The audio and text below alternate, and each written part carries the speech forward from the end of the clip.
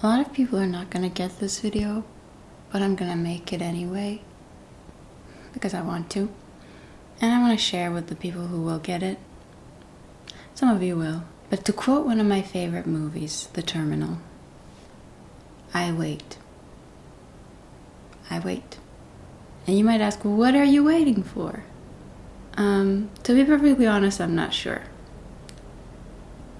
The only thing I know is I'm waiting for what's meant for me. And there's something that feels like relief when I say that.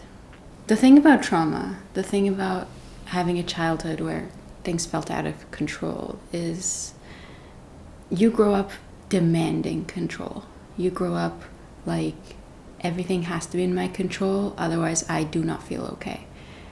And life has proved to me again and again that as much as I like the illusion of control, I'm not in control.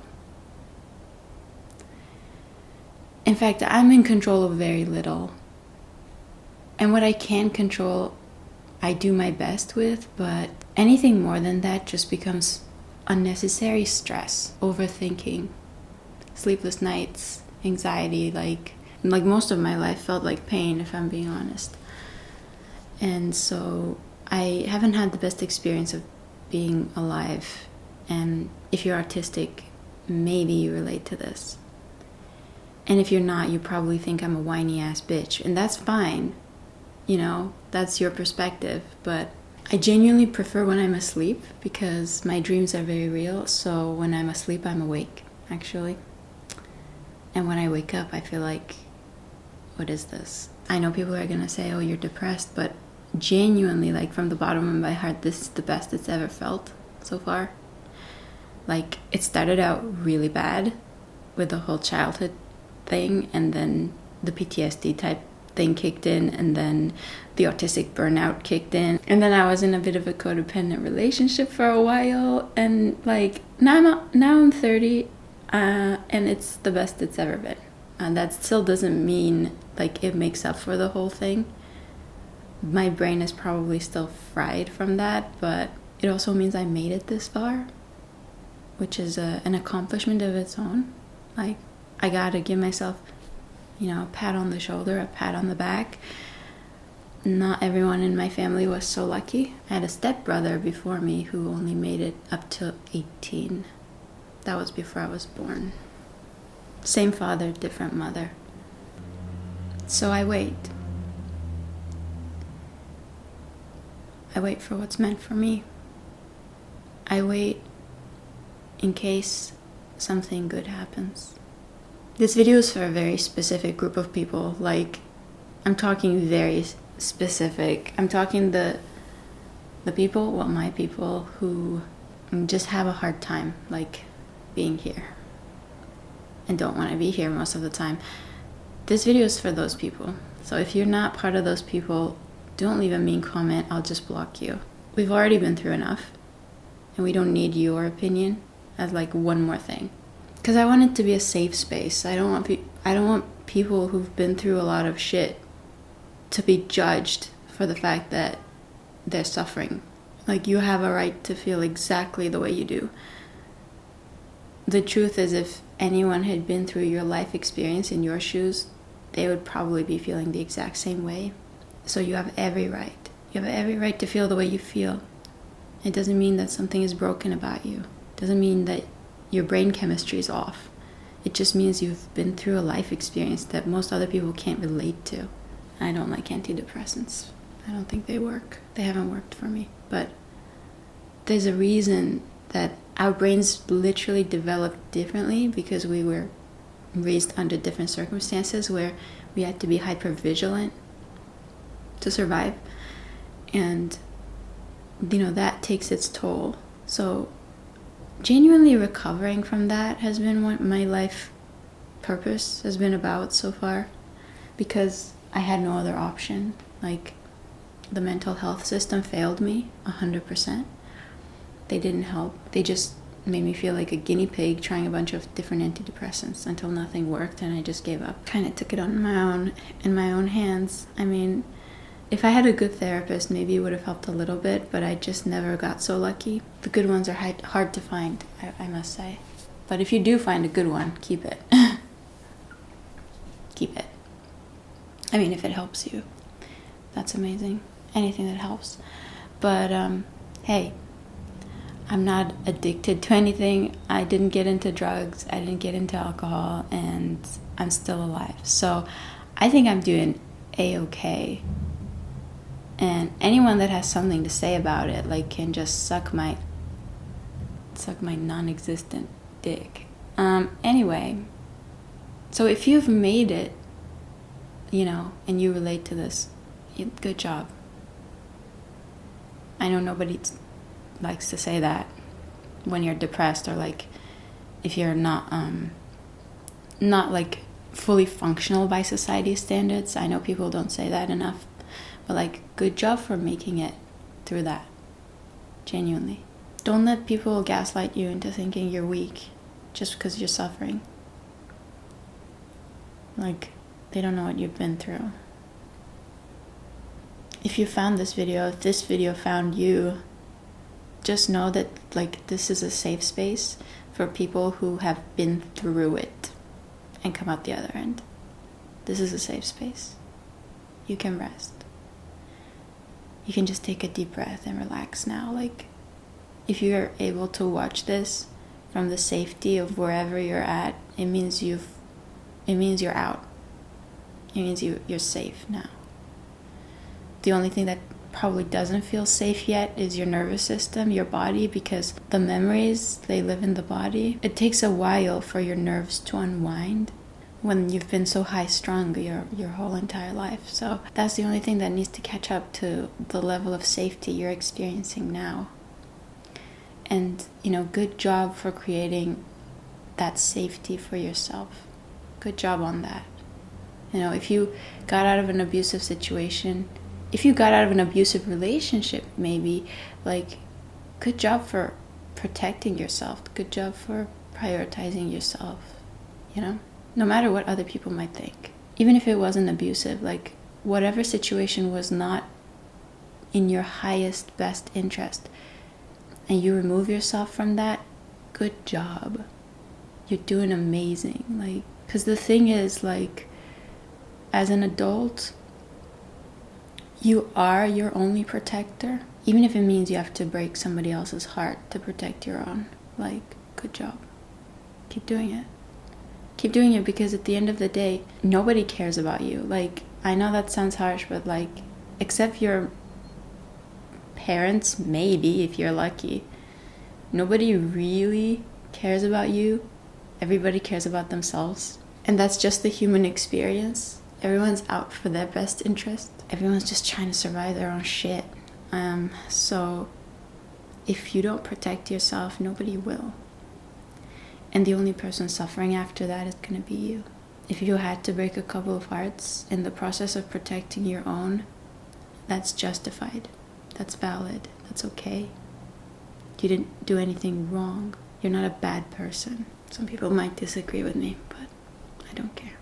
I try to make, like, relaxing videos, because those have helped me come out of my hypervigilant, kind of high-strung state when I was really going through a lot of anxiety and insomnia. Like,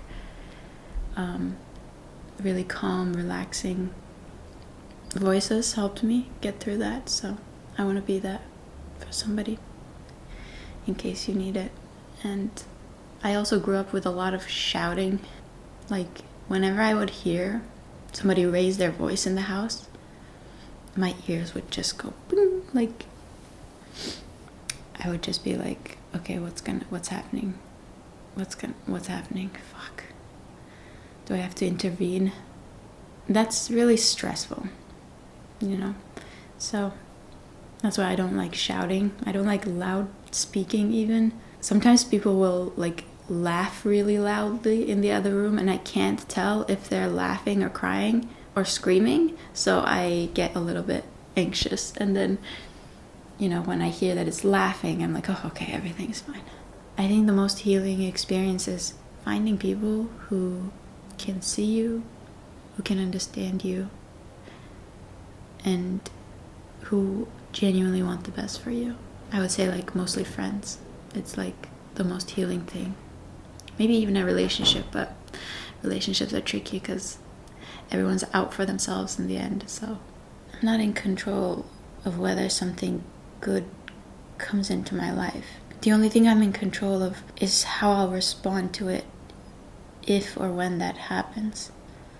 And the more safe I feel, right, the more I'll be able to enjoy it. And if I'm not feeling safe or grounded, then even if something good happens, then I won't be able to enjoy it. It'll just feel like one more thing I'll have to survive, you know? So it's just like creating a peaceful, safe life for myself so that my body really like releases a lot of those old emotions. Brain moves on faster than the body. Just remember that. Like, if you feel like you're over something, because in your mind you are over it, genuinely, it might take a little bit for your body to catch up to that. If you get triggered by things and start acting out of character, like, you'll know it's your body responding to it, not your brain.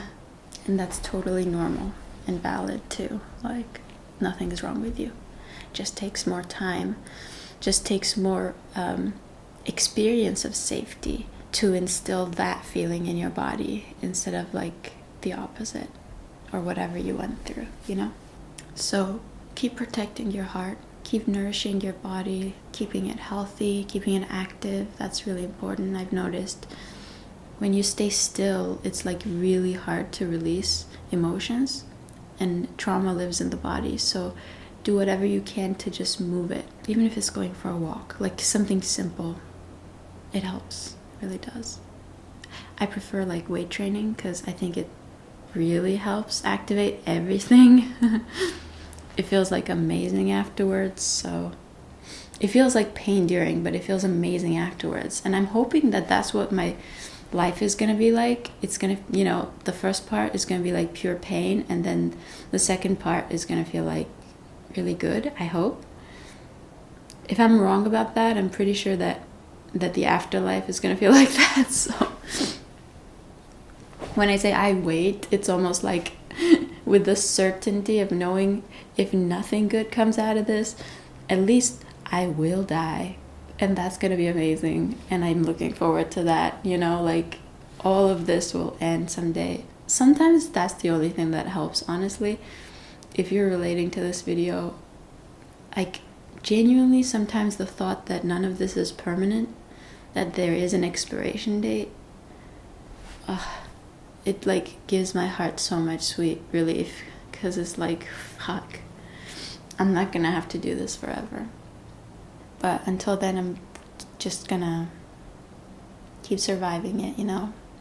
No quitting here. No quitters. No. We stay. We wait. Please watch that movie. It's really good. It's Tom Hanks, Steven Spielberg, The Terminal. It's one of my favorite Tom Hanks movies, honestly. It's one of my favorite movies, period. Catherine Zeta-Jones is also in it, if you like her. So yeah, I think that was my whole spiel. Genuinely, like, this is for a very niche group of people, because a lot of people are not gonna like this. And if you don't relate, you don't relate. It's fine. We don't judge. Please don't judge the experience of people who you can't relate to. Like, if you cannot relate to somebody's life experience, don't judge them. You don't understand. It's okay. It's okay to say, I don't understand this, and just leave it alone. Don't judge it. Who cares what you've accomplished in this life? Who cares if you are not functional by society's standards? Society is toxic as hell. The whole point of this is just to survive it. If you touch a few people in the process, that's bonus points.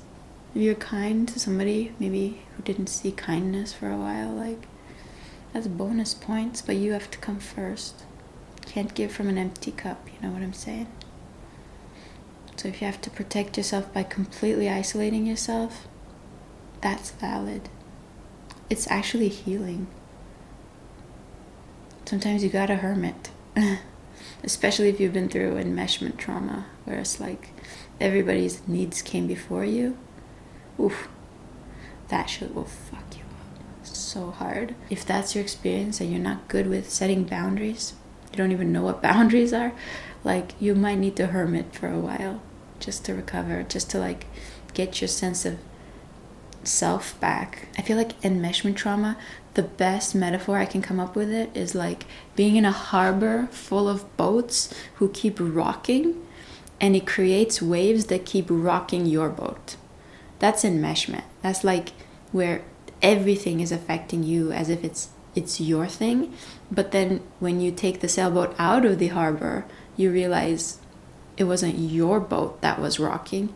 Like, it was everybody else's waves creating that unease, that stomach turning wobbliness in you. It was like literally everybody else that was affecting you in your environment, in your circles, in your life, whatever. And then you take the boat out and the water is still, right? And you realize, like, oh fuck, like, it wasn't me. Who am I? And then you get to figure that out once you're in isolation, you know? And once you experience what it's like to just like be in your boat on the smooth sea, you would never want to come back to that harbor where like everybody's rocking their shit and they rocking yours too. Like, you would never want to go back to that, because that's like really nauseating. I don't know why I went there. If you don't know what enmeshment trauma is, definitely do some research if you related to any of this, because it might help you understand like what you're going through. That's it from me today. Oh, my camera stopped recording. Oops. I wonder when it stopped. I guess we'll find out. Thank you for watching. I'll see you next time. Bye.